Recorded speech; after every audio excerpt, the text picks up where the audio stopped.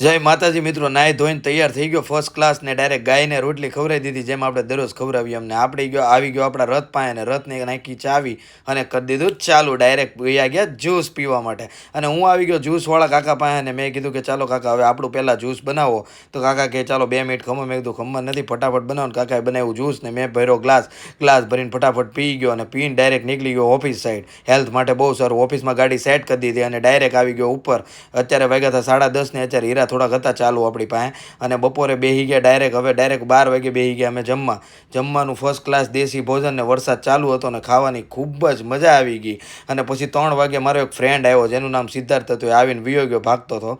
અને પછી થોડાક દોસ્તાર આ બધા પિક્ચર ડાઉનલોડ કરતા હતા, હીરા નહોતા. અમારી પાસે હીરા હતા કાપતા હતા.